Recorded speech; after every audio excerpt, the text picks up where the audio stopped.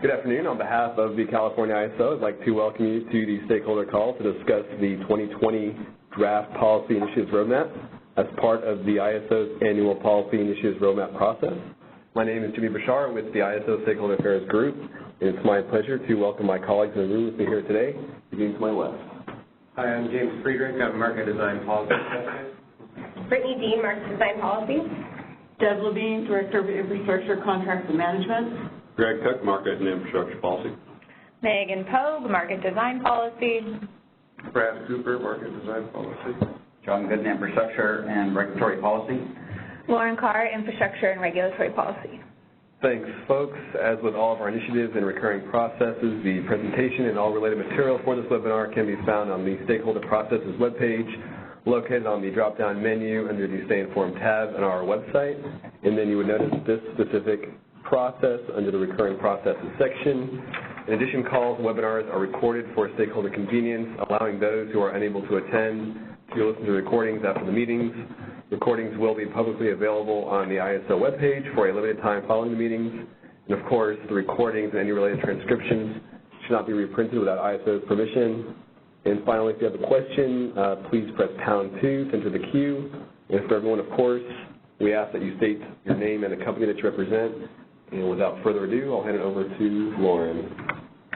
Thanks, Jimmy. Hi, everyone. Thanks for joining our call this afternoon. Today we're going to go over the 2020 Draft Policy Initiatives Roadmap and Annual Plan. The roadmap will reflect policy initiatives the ISO plans to undertake in the coming years, including their approximate timeframes.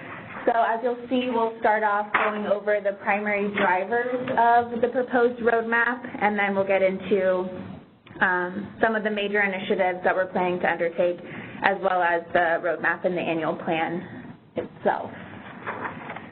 So to start, the ISO developed these primary drivers for the proposed roadmap, and these kind of guided the ISO in determining which initiatives to include in the roadmap for this year.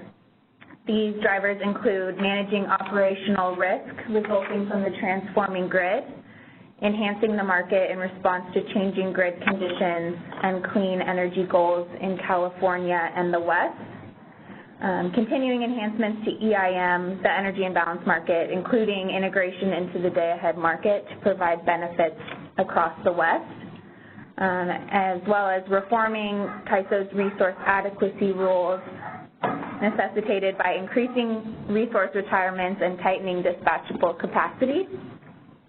And finally, integrating new technologies to replace operational attributes previously provided by the thermal fleet.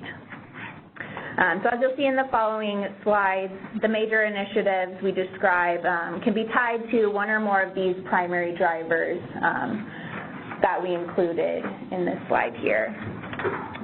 So with that, we'll go ahead and move forward.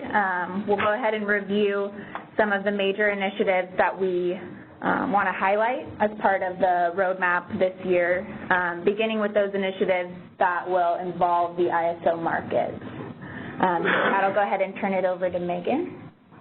Hi, everyone. This is Megan Pogue with Market Design Policy. And to start, I'd like to talk about deliverability of the CAISO capacity products.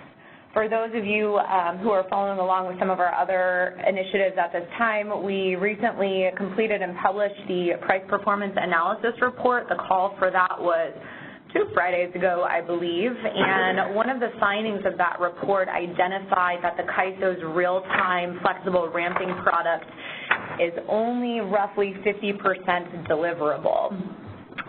With that finding, the CAISO policy team has been working internally to understand the impacts of that to both the market and operational reliability of our grid. And this slide summarizes our findings, so I'm going to walk through this briefly. If you start on the upper left-hand corner of the slide, you see deliverability of the real-time flexible ramping product. It's important to note here that this is not a biddable product. We do procure roughly 1,000 megawatts in the upward or downward direction, and it's 50% deliverable.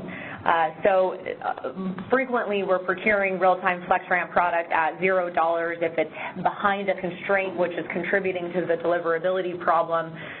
So although it might not have a massive monetary impact indicated by the singular dollar sign, it is creating operational challenges and forcing our operators to take out-of-market action, which is directly impacting our market efficiency.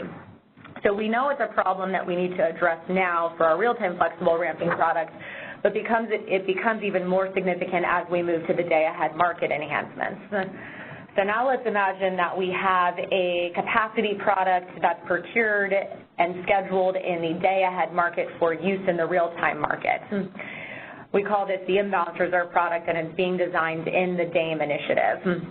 This product will differ from the real-time flexible ramping product in that it's actually now a biddable product. There will be a cost associated with it. And in comparison to 1,000 megawatts in the upward or downward directions, we're anticipating procurement of 4,000 megawatts in the upward or downward direction. So now if we assume this product is also only 50% deliverable, this becomes even more of a challenge than it is today. You have a capacity product that's set at a price that is not deliverable, requiring even more operator out-of-market actions.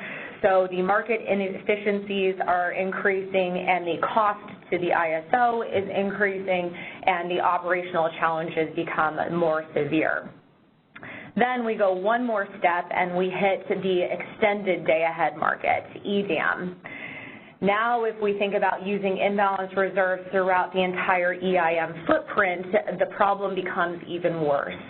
The main benefit of EDAM is the ability for one balancing authority area to buy imbalance reserves from another balancing authority area to meet those balance needs.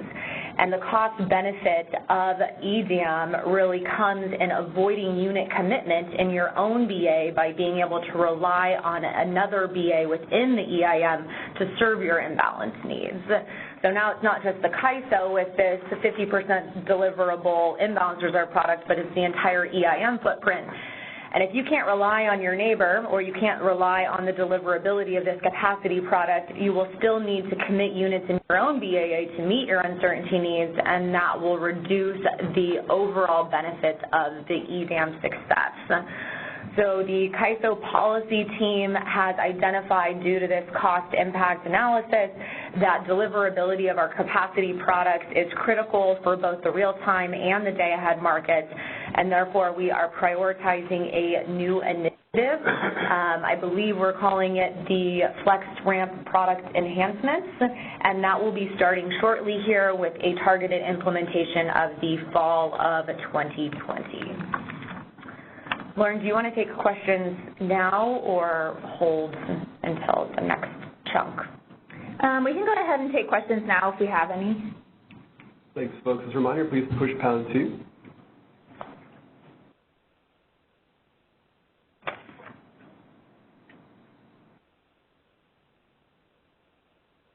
Okay, sounds like we're good to move forward. So on to the next slide. The CAISO has been working on our Day-Ahead Market Enhancements Initiative, the DAME initiative. And the purpose of the Day-Ahead Market Enhancements is to address the steep net load ramp that occurs particularly in the evening hours, as well as uncertainty that may materialize between the day-ahead and the real-time markets. The purpose of the day-ahead market is to correctly position our resources and commit adequate supply to ensure we have sufficient bids and ramp capability into the real-time market.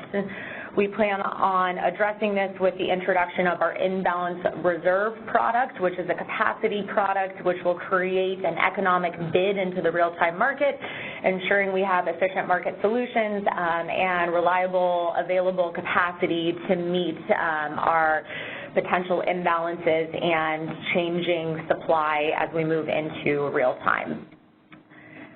The imbalance reserve product will be co-optimized with energy, and we believe this will allow us to appropriately compensate resources to be available to change their output in real time. So not just self-schedules, but have economic bids in the real-time market to allow our real-time market to redispatch resources as necessary. So those are the two objectives of the day-ahead market enhancements: to address uncertainty needs and address ramping needs as we move from the day-ahead to the real-time markets. We are currently working on the straw proposal for the day-ahead market enhancements and are targeting an implementation in the fall of 2021.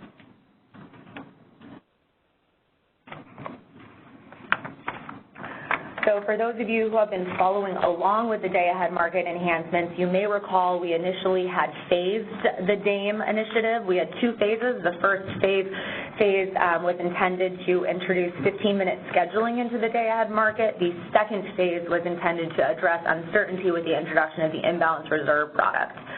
However, after working with our technology team, we identified that 15-minute scheduling in our day-ahead market would not be feasible. We had some technology challenges in doing 15-minute unit commitment. Without 15-minute unit commitment, we thought the cost-benefit ratio was not there to move forward with 15-minute scheduling.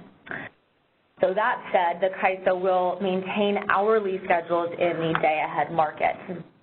However, we have very steep net load ramps in the afternoon, and hourly schedules do not always appropriately schedule our resources to ensure we have ramp capability to move from each 15-minute schedule to the next. We rely on the real-time market to procure that ramp capability. So what we've done, considering we are not moving forward with 15-minute scheduling, is work on developing an operational tool called the Day-Ahead Reliability Tool to aid in efficiency to ensure we have reliable resources to meet our steep 15-minute ramp needs, and that we're positioning these resources, particularly our long start resources, appropriately in the day-ahead time frame. So what the day-ahead reliability tool will do is check that our hourly schedules can actually meet the 15-minute ramping needs. If we identify that the 15-minute ramping needs cannot be met in the day-ahead time frame with our hourly schedules, the DART tool, as we're calling it, will then schedule or position our resources to provide the ramping capacity that's needed. This tool is essentially eliminating a manual process. Our operators attempt to do this today, but it is manual. It results in exceptional dispatches. This tool will be a more efficient and accurate solution. So our exceptional dispatches going forward should be more accurate and targeted to a specific need. We are working on the business requirements for this now and are planning an implementation of this coming spring of 2020. And this is really going to bridge the CAISO until the day-ahead market enhancements are implemented in the fall of 2021. I do think it's important to note there is no policy development associated with the day-ahead reliability tool. We have not identified tariff changes. We are simply making the exceptional dispatch process more accurate and efficient. That said, we have decided it will be appropriate to publish some type of paper to explain the functionality of this tool. I'm hoping to do that either December or January, and we'll have a stakeholder call to explain the paper at that time. And that's all I have for the day-ahead reliability tool. All right, this is Brad Cooper. So moving on to the next slide. As we went over in the drivers of the roadmap, one of our drivers is continued enhancements to the EIM to provide benefits across the West. And so this one is a real big enhancement. This is extending the day-ahead market to EIM entities. What we want to do, or what we and stakeholders want to do, is develop a way for EIM entities to participate in the day-ahead market, but then retain their independence like they do today and not be full-fledged members of the ISO or the RTO. So in the approach that we're developing, the key principle is that each balancing authority area would retain reliability responsibilities like they do in the EIM, and the individual states or other local authorities would maintain control over each of those balancing authority areas' integrated resource planning. The resource adequacy procurement decisions would remain local local regulatory authorities. And similar to that, transmission planning would remain locally with each balancing authority in their local regulatory agency. And then, like the existing real-time EIM, that participation in this extended day-ahead market would be voluntary. This participation in the day-ahead market will provide a lot of benefit to allow EIM participants to further reduce their costs and gain market efficiencies because of more accurate scheduling and the ability to diversify resource use across a wider area. This day-ahead unit commitment and scheduling across this larger footprint takes advantage of this diversity of resources as well as diversity of load variations and provides particular benefits not only in the just the efficiency gains you get, but it also will help with renewable integration. So moving on to slide 8. So we will be kicking off this stakeholder initiative in the not too distant future. We have a number of big topics to tackle. The big one is we need to develop a means to provide transmission into the day-ahead market. Like I said before, this extended day-ahead market will involve the individual BAAs maintaining control of their transmission and their transmission planning, but then we need to develop mechanisms for them to provide transmission to the day-ahead market as well as to get costs recovered for that transmission. Similar to the real-time EIM, we'll need a day-ahead resource sufficiency evaluation. What the resource sufficiency evaluation does is it makes sure each participant in the EIM is offering sufficient resources to meet their needs, and then given that they offer sufficient resources, then they're able to participate in this broader EIM.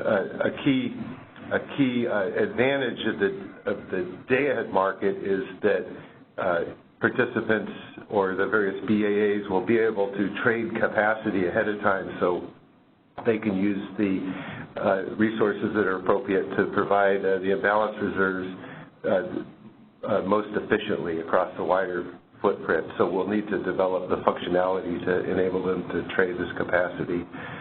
In our existing market, we distribute congestion revenue rights primarily, we distribute congestion revenues primarily through congestion revenue rights.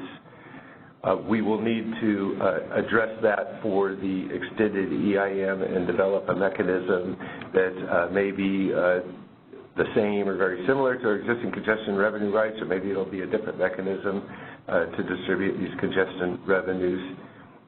We need to enhance our network model. What this primarily is modeling of imports and exports at the ISO's existing import and export scheduling ties. Transactions with outside the EIM are currently modeled at the boundaries of EIM entities by modeling the actual sources and sinks. To have consistency in the market, we'll need to do a similar thing for the ISO intertie scheduling points. Next, we need to develop a GHG attribution methodology for states without carbon cost policies, and we'll also have to look at the existing methodology for doing that we have in the real-time EIM and assess its suitability for doing that in the day-ahead market. And then, although it won't be part of our markets initiative to develop this market design, it's planned to be a separate stakeholder initiative. We're going to look at governance to account for this larger market scope. So moving on to the next slide. A recent addition to our roadmap is this new initiative in 2021 called Dispatch Enhancements that's going to look at improving the market dispatch capability to account for the changes we're seeing with increased renewable resources. We're going to look at things like managing ramp rates to better control system balance. For example, when we curtail solar or uncurtail solar, it comes back on instantaneously or goes off instantaneously, which has caused a number of operational challenges. We're going to look at whether it would be appropriate to be able to ramp the solar output in and out. Also examine whether we need stronger market incentives for resources to provide accurate curtailment response.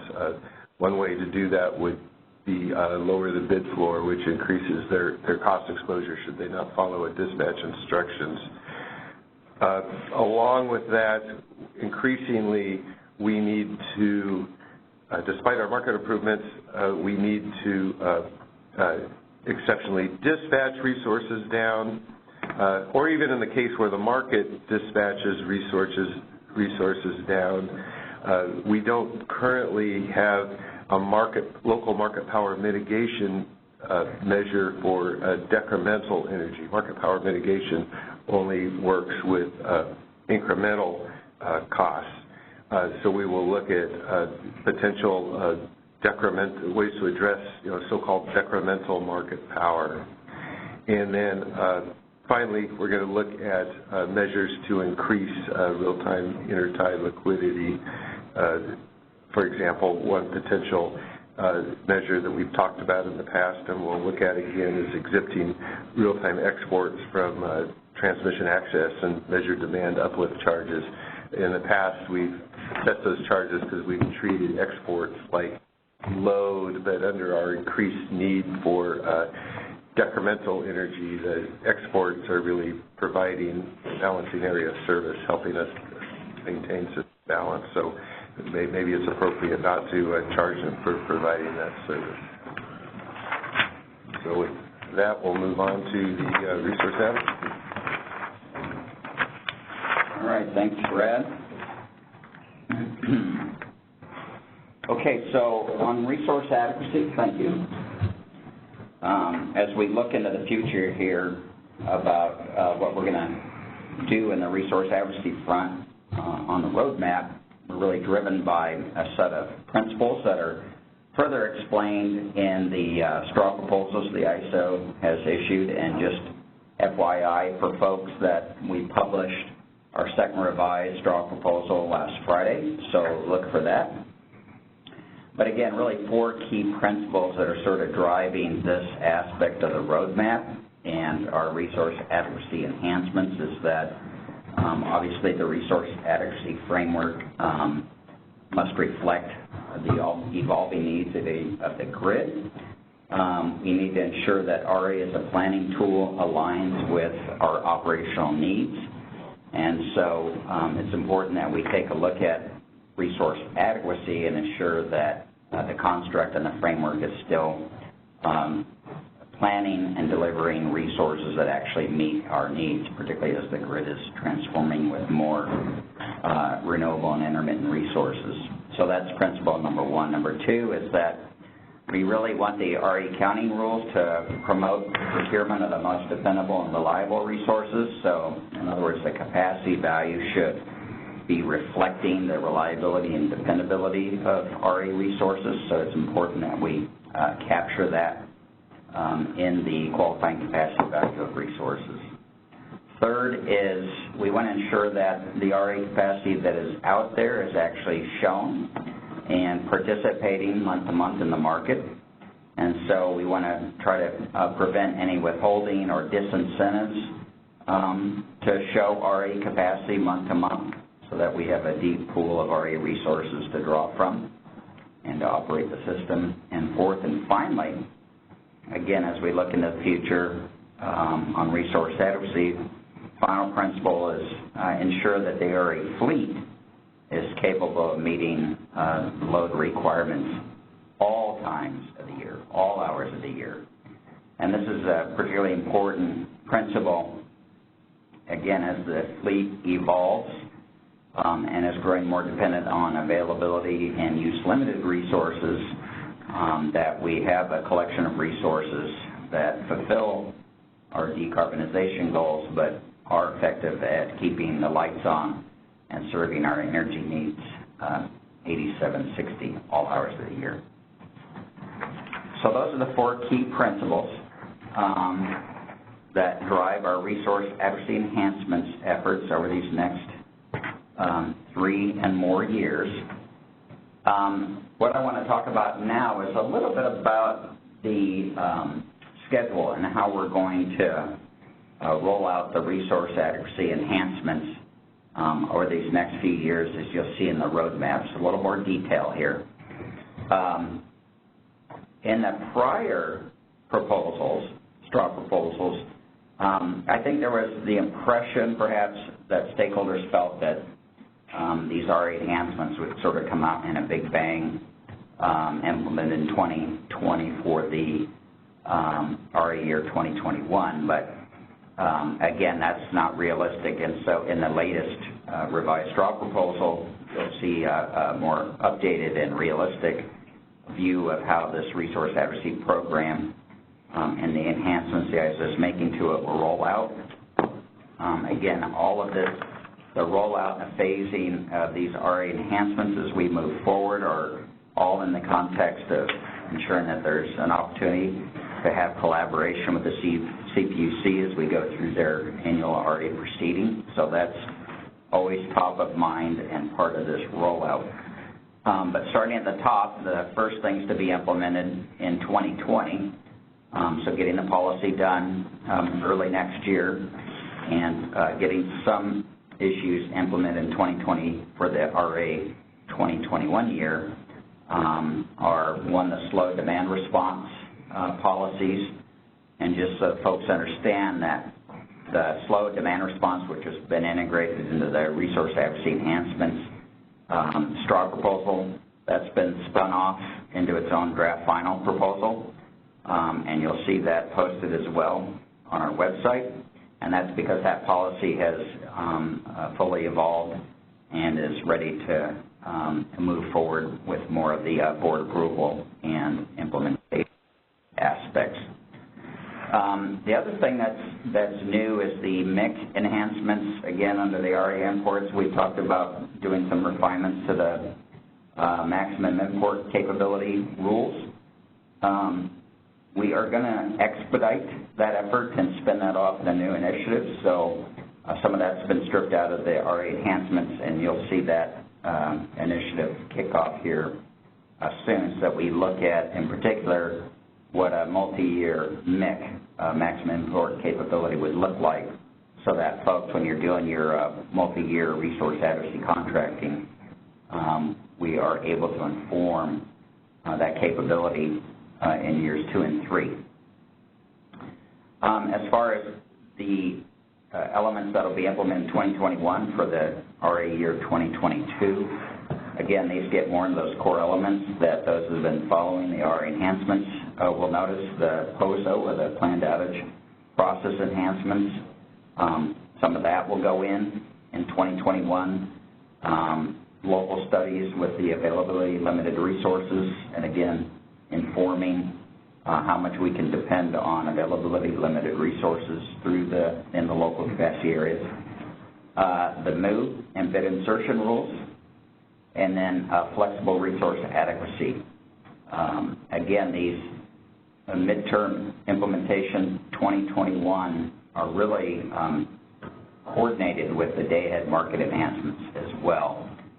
When you think about the MOVE and the flexible resource adequacy and how that's going to work in concert with the what's called the imbalance reserves product that's being discussed in the day-ahead market. So these two things really are tied closely together and will be implemented on the same timeline. And then finally, some of the latter stuff in the RA enhancements for implementation 2022 for the 2023 RA year.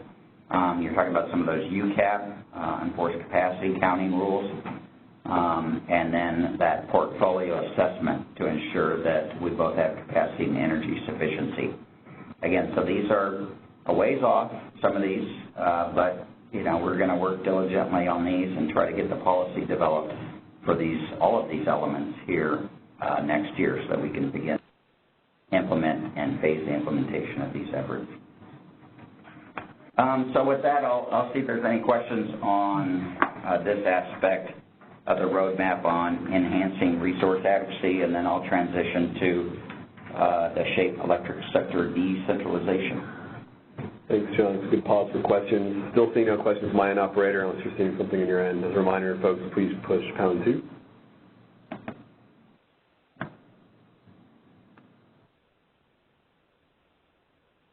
All right, Jimmy? Looks like no one's in. Okay. So that's perfectly clear, right? All right, folks, let's transition now to the other segment of work that's in my group, and that's around DR and DER, distributed energy resources, and efforts that we want to look at and take at the transmission and distribution interface. So really, if you look at the roadmap in this swim lane, you'll see that there's the ongoing ESDR, Energy Storage and Distributed Energy Resources Initiative, continues to where we have our ESDR 4, where we're looking at state of charge parameters for NGR, or storage resources, and then potential for a maximum runtime parameter for DR. Both of those, we would be looking at a fall 2021 implementation. Again, wrapping up some of the key elements that were in ESDR 4. We're also looking at storage default energy bid. And so again, that's another key element in ESDR 4. The other thing we're working on is informing, kind of goes back to the RA discussion, is informing what the capacity value is around demand response in particular, and variable output DR. The DR that can vary with temperature, weather, production, occupancy. There's many and various reasons why DR, its output varies by day, month, and season. And so we want to try to inform what that value, that capacity value is of demand response. And so that's another part of the ESDR 4 initiative that we're working on, is a study that E3, that's not made known yet. E3 is working on an ELCC study for us to help identify what the QC value for DR is and inform what that might look like, what an ELCC study might look like for response. And then finally, considering non-24 by 7 settlement of behind-the-meter resources NGR model. That's something that we've sort of had aspirations around. That's a little trickier in reality than on paper, but something that you know, we have on the radar for ESDR. So again, ESDR is going to carry us through next year. We'll get the policy hopefully wrapped up, and then look at implementation in 2021. Jimmy, next slide. Okay. Second element that's in this swim lane is the T&D interface work. This is interesting because there's not a particular defined scope around what this will look like as a stakeholder initiative, but we know that there's a sort of a framework that we want to explore more of the roles and responsibilities at the T&D interface between the different players there at that point of interchange, if you will, between the ISO, the distribution utilities, and then the DER providers and their scheduling coordinators. So it's important that we really flesh that out and understand some of those relationships and what those responsibilities are. And then obviously we get down to more of the operational issues at the T&D interface about forecasting, managing, modeling, operating these distributed energy resources to satisfy the operational needs. And this is particularly key as we look at growing fleet and growing reliance on more distributed and decentralized resources. and microgrids and things. So again, these are emerging issues that we're going to want to get in front of here sooner than later. And then finally, what is the data, the content and data frequency that needs to be exchanged between the ISO and the distribution company or DSO and the DER providers so that we can ensure the safe and reliable operations of the grid. So really those three tranches of issues that we want to explore in this future initiative with stakeholders. So that's a wrap-up of what's in that swim lane. Are there any questions on that aspect? As a reminder, folks, please push pound 2. Hearing nothing, we'll turn it over to Greg. All right, so I'm going to show you how this all ties in together. Before we dive into the roadmap, we'll start with a couple of background slides. First, we're making some process enhancements as to how we do the policy development. And particularly, this is also going to be represented a little differently in our roadmap. In years past, it represents our current practice, which is where we take policy initiatives to our Board of Governors for approval at the end of the policy development process. Then we move into the tariff development and business requirements for implementing the proposed policy changes. But what we found is that at times this can result in issues where we might identify some policy gaps as we go through that more detailed development of the policy. And once we've already gone to the Board of Governors, our hands can be somewhat tied as to making additional policy changes at that time. I think it's also, we've had several comments in the past from stakeholders that they, would like to see more of the policy details prior to us bringing proposed policies in front of our Board of Governors. So what we're proposing to do, or what we're going to do, is actually beginning next year is put in place a new process where we'll complete not only the policy development, but also have a draft of the tariff completed, as well as the business requirements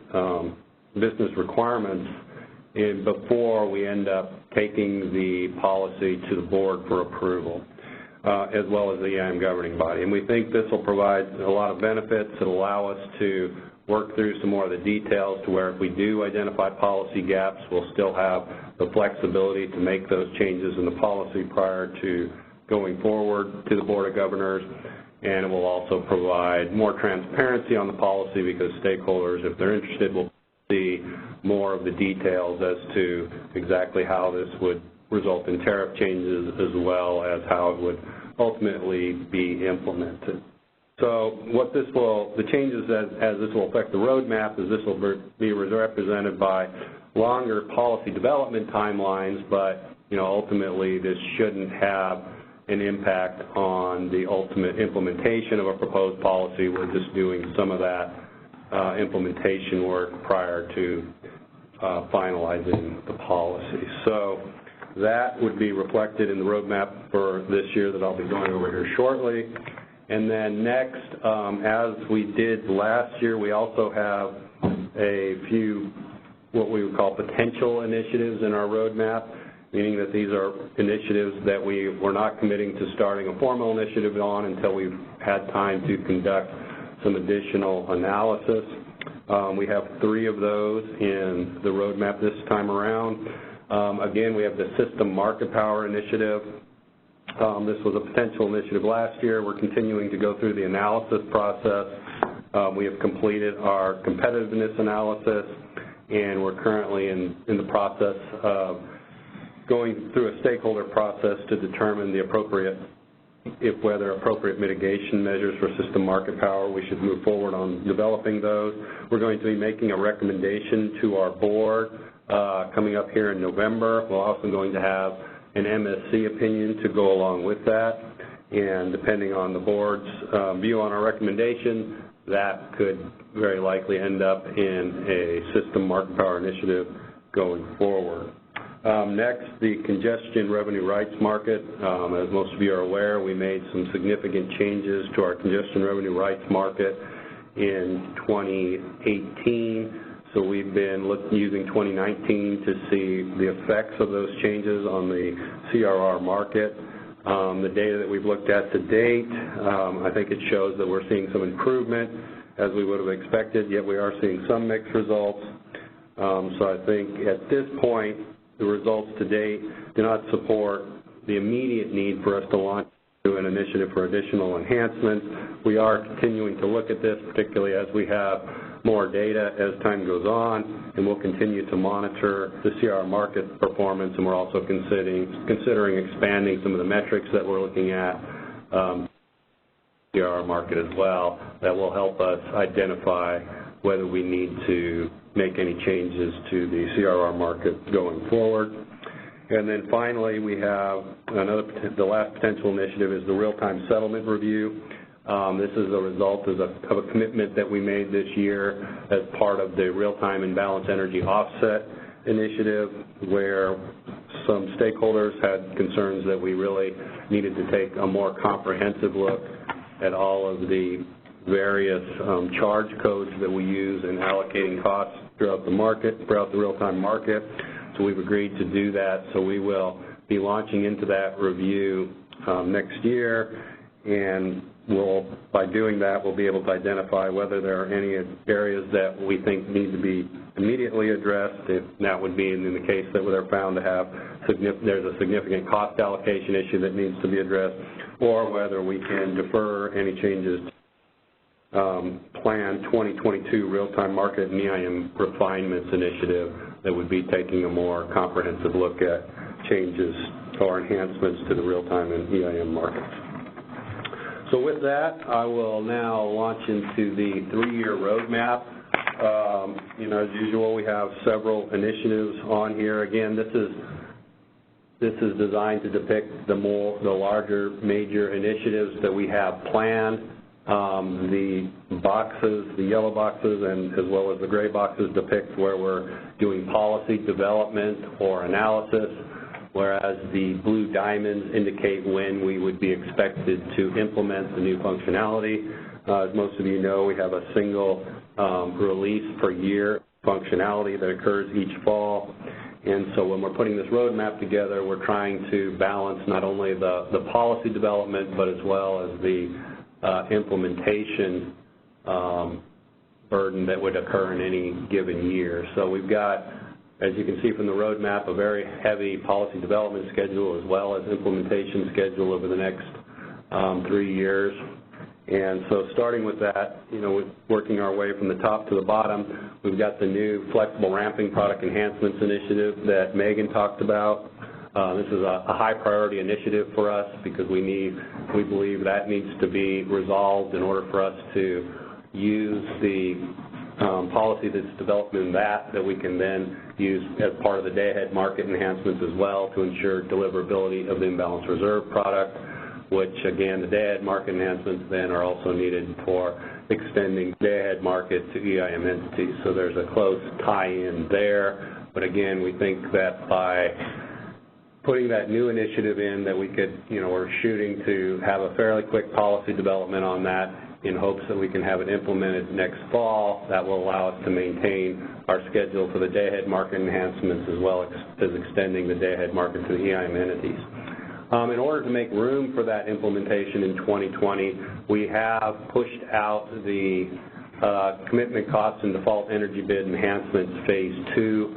This is essentially the market power mitigation piece of the commitment cost that was originally scheduled to go in the fall of 2020. We don't believe, given the current number of initiatives that we have planned for implementation in 2020, that we could do all of that.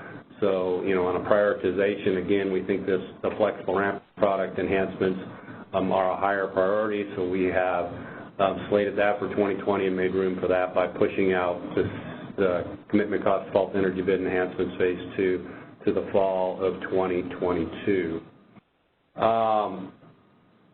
Next, moving down, we still are planning to start the storage as a transmission asset. That's the SATA initiative, mid-2020. Again, we want to start that after we've completed the policy development for ESDR 4, which is putting in place the dispatch policies for storage resources.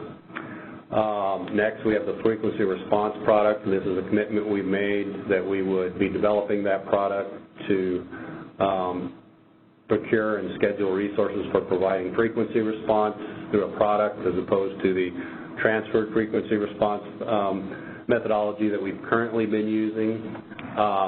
We're planning on now starting that policy development in 2021. The CRR Track 2, I talked about that. We'll continue to look at the results of the CRR market through the beginning of next year.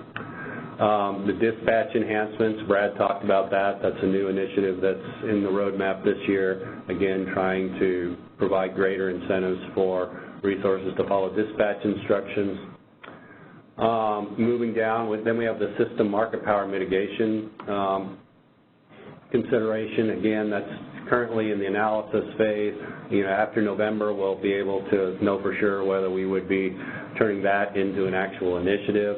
Currently, we have envisioned that we would be looking at potentially a phased implementation of this, where we want to put forth a proposal that would be feasible to be implemented in the fall of 2020.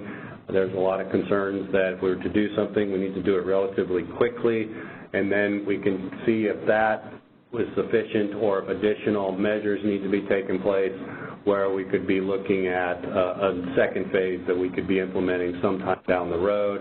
I think initially, as you can see from the proposal we put out last month, that we'd be looking at only applying this to the real-time market, which is something we believe we could get implemented in the fall of 2020, and then if we found that it needed to be also added to the day-ahead market, that's something we could do in a phase 2. That's our current thinking, but again, we're still considering that. We'll be discussing this at the Market Surveillance Committee meeting at the end of the week. Moving on down, next into the resource adequacy swim lane, we've got the resource adequacy enhancements that John talked about. Again, those will be phased in implementation as well, with those items that are necessary for the day-ahead market enhancements to be implemented in the fall of 2021. We got the CPM soft offer cap initiative that we're still targeting completion of the policy early next year for implementation in the fall of 2020. The new MIC enhancements initiative that John also talked about, that would be implemented in fall of 2020. And then we have a new initiative planned for joint ownership unit model. We believe that's necessary to help support extending the day-ahead market to EIM entities. And then finally, on the shaping the electric sector decentralization, again, we'll be completing the ESDR 4 enhancements by early next year, and then moving into the new initiative that John discussed on transmission distribution interface in 2021. So that's the policy development roadmap. You can also look and see that when you line up the blue diamonds in any various year, we've got a very heavy implementation schedule for particularly 2020 and 2021.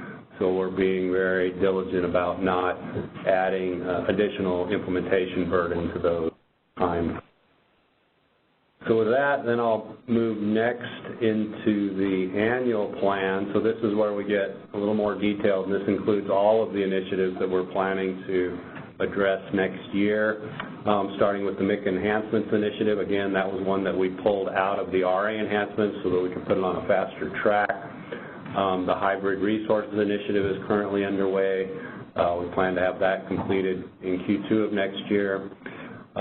We have an initiative underway on FERC Order 831. That's the order that increases the bid cap from $1,000 to $2,000. So we've got two pieces of this. One is to where we would need to align our market relaxation parameters with the new bid cap levels. And then we also are looking at putting in place provisions for intertype bid cost verification, since the order only required bid cost verification for internal resources for bids above $1,000. We believe, since the ISO is also import dependent, that we should have similar provisions for import bids. The CPM soft offer cap we plan on completing in Q2 next year. The real-time settlement review, that's the initiative I talked about, where we'll be doing that comprehensive look at all of the real-time charge codes. Storage as a transmission asset, that's the initiative we'll start up once the ESDR 4 policy has been completed. The CRR auction efficiency track 2, again, that's a potential initiative depending on what we find through the data analysis. System market power phase 1, again, that's dependent on our board decision in November. S through 4, continuing on through mid-next year. The RA enhancements continuing on through next year. The FRP enhancements, again, that's the new initiative that Megan talked about. And then we'll be pushing out a little bit the start of the base schedule submission. The reason for that is we want to make sure that that is ultimately compatible with what we come up with in the flexible ramping product enhancements. And then finally, the day-ahead market enhancements and extending the day-ahead market to EIM entities, we expect to continue on through next year, as well as a separate initiative on the EIM governance review to accommodate the increased scope of the EIM as it's applied to the day-ahead market. So with that, that's the review of the roadmap and annual plan, and I'll stop there to see if there are any questions. Thanks, Greg. As a reminder, folks, please push #2.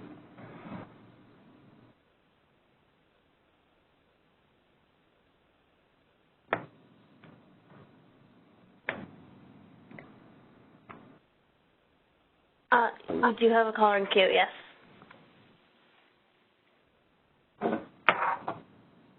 Go ahead. Hello, this is Alva Scoboto over at PG&E. Can you hear me? Yes. Great. Could you go over one more time? I got on the call late, and it seems like one of the critical things, I didn't see it in the slides, the description of the flexible ramping product enhancements. Could you go over it one more time, or could you tell me whether the slides have been revised? Because I didn't find, I was using the slides that were posted this morning, and I didn't see it there, so. Yeah, it's actually slide number 4. And slide number 4 explains that the results of the price performance analysis has indicated our real-time flexible ramping product is only 50% deliverable on average, and that does impact the efficiency of our existing market structure, increase operational challenges, but it becomes more problematic as we move to the day-ahead market enhancements and EDAM, and results in a larger cost impact to the market, larger or more inefficiencies in the market, and greater operational challenges. So as a result, we've prioritized deliverability of our capacity products and feel we need to implement some type of deliverability prior to implementation of the imbalance reserves for the day-ahead market enhancements and EDAM. Okay, great. And so this is essentially, you'll be, sort of like with spinning reserve, there'll be a capability that a resource has to provide flexible ramping that's not the same thing as what they're bidding in the real-time market?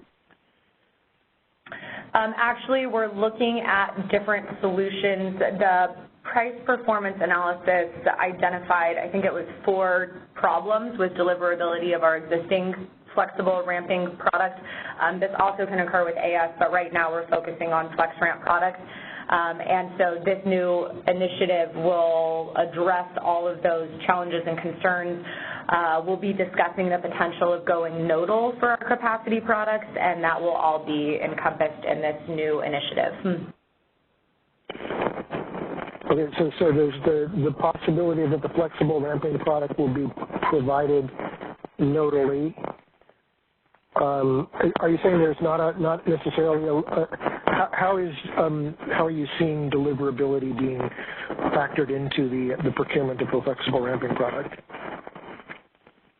So it's not the procurement of the flexible ramping product, it's actually the deployment of the flexible ramping product. We're buying FlexRamp potentially behind constraints where it cannot be used for energy when we need it.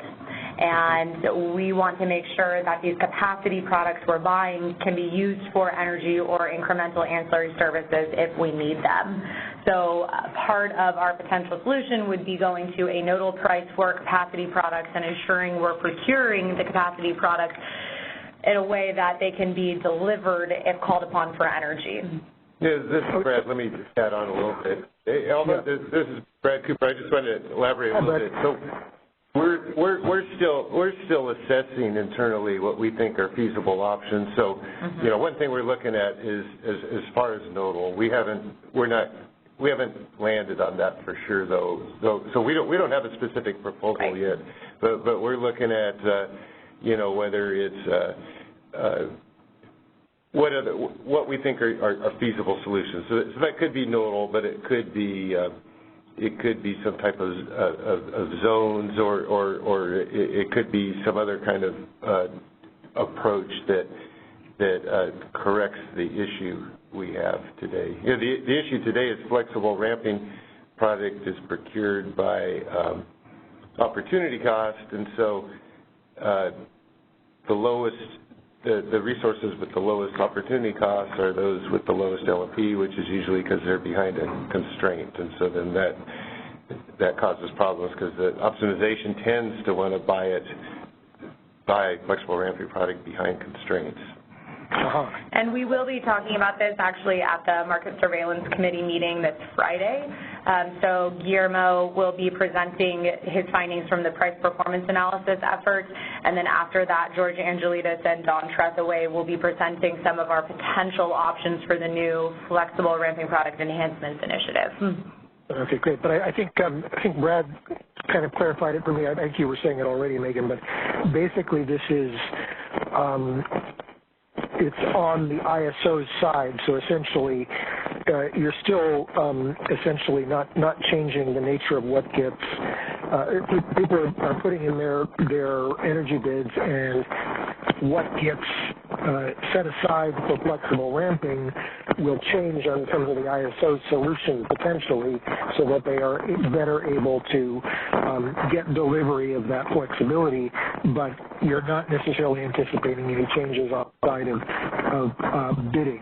Essentially, it's how you procure the flexible ramping essentially in the market that will, in the real-time market that will change. Yep. Yeah, you got it. Okay, and then that's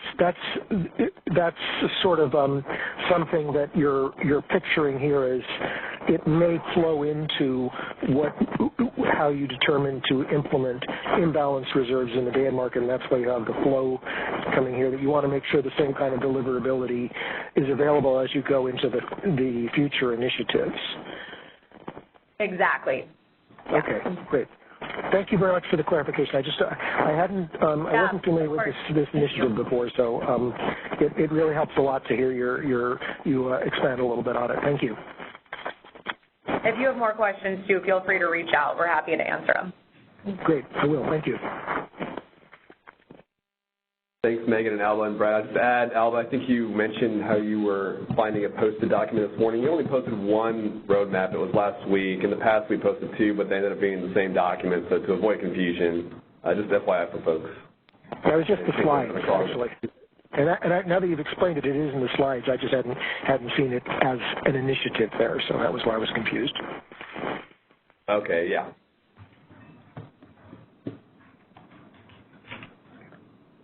I think we have another call in the queue. Go ahead. Okay. Hi, Lindsay Flickway from NV Energy. I was wondering, so on slide or page 19, the real-time market and EIM refinements, what are your thoughts for that initiative?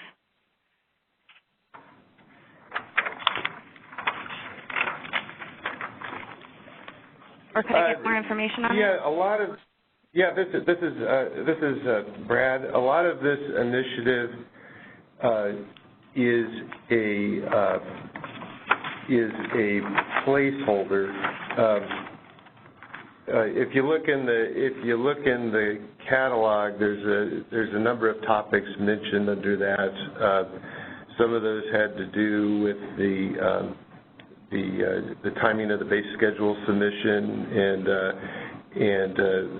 the subject about the uplift charges, and then I believe it also mentions re-looking at whether we want to change the stuck timing. We proposed that a year or so ago. We're stuck with lookout further. So a number of those topics we've accelerated, but this we intend to leave as a placeholder.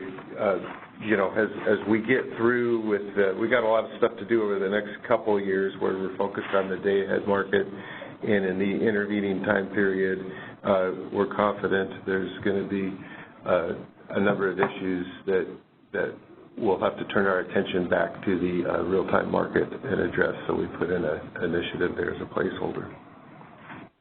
Okay, that makes sense. Thank you. And on the next slide, the base schedule submissions, is that to reduce this base scheduling timeline? Yeah, it would be to move the deadline for base schedule submission closer to the applicable operating interval. Okay, perfect. Thank you.